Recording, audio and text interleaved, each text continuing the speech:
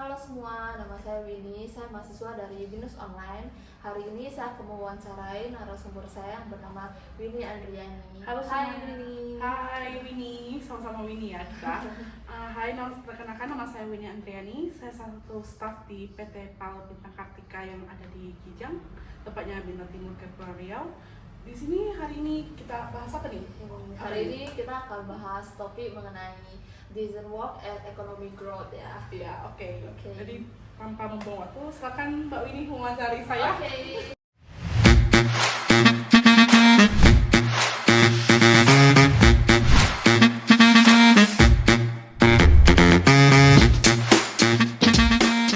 Oke, sebelum kita bahas yang lebih lanjut, saya akan nanya-nanya dulu nih dengan Bu Winnie. Menurut kacamata Bu Winnie, decent work and economic growth itu seperti apa sih?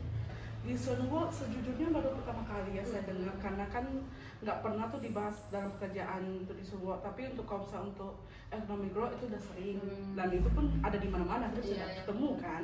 Nah untuk di Sunwo ini kan itu kelayakan pekerjaannya dan seseorang yang layak dapat kerja produktif serta dapat menghasilkan gitu.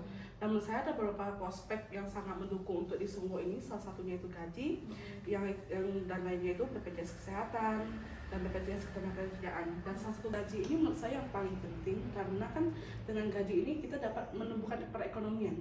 Gaji ini kan kita menghasilkan, dan pekerjaan ini kita menghasilkan uang ini kita beli untuk membantu misalnya UMKM atau lain halnya itu. Dan hal itu menurut saya paling penting. Dan kedua itu menurut saya BPJS, karena menurut saya itu BPJS salah satunya itu sangat mengcover ya, sangat dibutuhkan, apalagi kan di bidang saya ini di bidang pelayaran.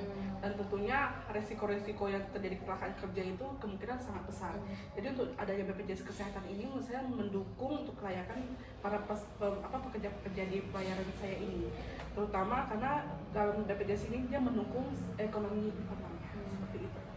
Jadi menurut Bu ini kayak decent work dan economic growth ini bisa nggak sih diaplikasikan ke pekerjaan ini sekarang? Kalau untuk saat ini ya, kalau menurut saya sih kami sih belum semaksimal mungkin untuk menerapkan di semua ini, tapi kami usahakan itu bisa, dan kami akan usahakan untuk ikut program-program yang memang diharuskan dalam kegiatan dunia kerja ini untuk mendukung kelayakan-kelayakan yang patutnya didapati oleh para pekerja ini. Selain itu kan juga menunjang kegiatan K3 perusahaannya, itu salah satunya itu melindungi keselamatan kesehatan para pekerja dan berposisi dari tempat bahaya dari tempat kerja itu tersebut. Seperti itu. Tadi kan kita bahasnya tentang kayak pengaplikasiannya nih, bisa atau tidak. Jadi kalau untuk sekarang di PT Ibu sudah ada nggak sih program yang kayak menunjang ke prinsip-prinsip decent work and economic growth ini? Untuk saat ini sih setahu saya belum ada, dan itu memang belum ada pembahasan sama sekali dari HR-nya ataupun dari pimpinannya langsung, karena memang untuk di semua ini kan kemungkinan masih agak tidak terlalu dipahami dalam dunia kerja seperti kota-kota kerja seperti ini ya. Dan SOP-nya itu pun kita masih yang mengikuti dasar-dasar aja, tidak yang terlalu yang mengikuti SOP perusahaan-perusahaan besar tersebut. Jadi menurut saya sih kemungkinan ya masih belum ada sih untuk saat ini, dan mungkin kedepannya kita nggak tahu ya untuk gimana nya, dan mungkin akan diusahakan oleh perusahaan saya, dan saya pun tidak bisa memastikan hal itu seperti itu. Untuk saat ini ada nggak sih dampak kebijakan dari pemerintah nih yang memengaruhi dampaknya ke PT Ibu sendiri? Jadi kayak apakah ada dampaknya, apakah itu dampak yang positif atau negatif? Kalau untuk dampak sih kayaknya nggak dampak langsung sih terhadap di perusahaan kami kan, tapi kalau untuk dampak positif dan negatif kayaknya itu tergantung perspektif orang-orang ya Bu ya. Tapi untuk selama saya bekerja di perusahaan ini sih nggak ada yang negatif sih, positif juga nggak ada, negatif juga nggak ada. Jadi kayaknya kemungkinan mungkin ya faktor-faktor luar aja yang tidak terlalu signifikan berdampak terhadap perusahaan kami. Jadi berjalan dengan sesuai dengan kebijakannya aja lah ya. Iya, kan kami juga kan pelayaran ini kan sesuai dengan peraturan-peraturan yang sudah ditetapkan oleh maritim peraturan pemerintah juga. Jadi kan kami tidak bisa yang sembarang gitu loh Bu. Maksudnya kan memang harus ada sesuai prosedurnya gitu loh. Sesuai SOP lah ya. Iya seperti itu. Jadi menurut Ibu kan dampak negatif atau positifnya itu sebenarnya tergantung perspektif masing-masing. Iya, Jadi benar kayak sekali. perusahaan ini yang berjalan dengan sesuai kebijakan dari pemerintah. Nah kalau misalnya dari Ibu sendiri ada nggak sih kayak saran nih untuk pemerintah, ada nggak kebijakan yang menurut Ibu bisa dilakukan nih oleh pemerintah? Kalau untuk kebijakan ya untuk saat ini menurut saya sudah cukup siap ya oleh pemerintah ya. Paling untuk surat menyurat ya Pak, tolong tidak terlalu dipersulit.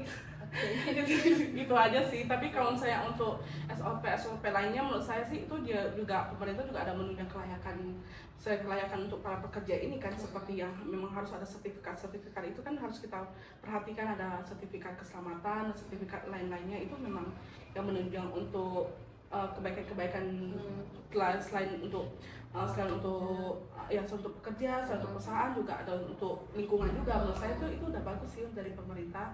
Selain saran, ada nggak sih rencana dan harapan Ibu nih sebagai karyawan aja ya, sebagai karyawan dari PT PAL ini, ada nggak rencana dan harapan di masa yang akan datang untuk mendukung Design World and Economic Growth ini?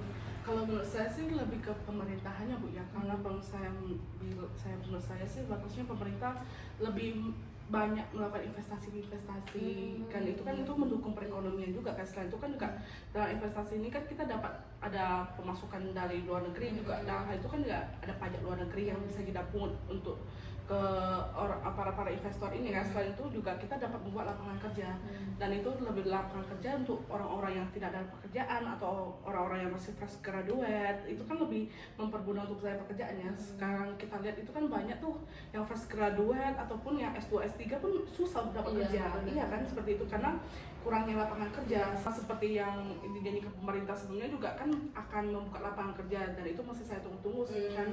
Karena untuk lapangan kerja ini juga tentunya sangat membantu perekonomian negara gitu. Dan sekarang kan kita lihat perekonomian kita sangat lemah, mata uang kita juga termasuk dalam satu mata uang yang terendah, dan menurut saya itu sangat-sangat penting sih. Selain investor juga dapat pemerintah juga mensarankan seperti lebih ke sebenarnya salah satu SMK itu salah satu sekolah menengah kejuruan itu salah satu yang sangat membantu untuk saat ini. Kan kita akan fokus pada satu hal yang memang kita ahli nih. Misalnya kalau saya kayak kita suka akuntansi, kita suka hitung uang kan tuh kan, berarti kita ahlinya di bidang itu gitu loh.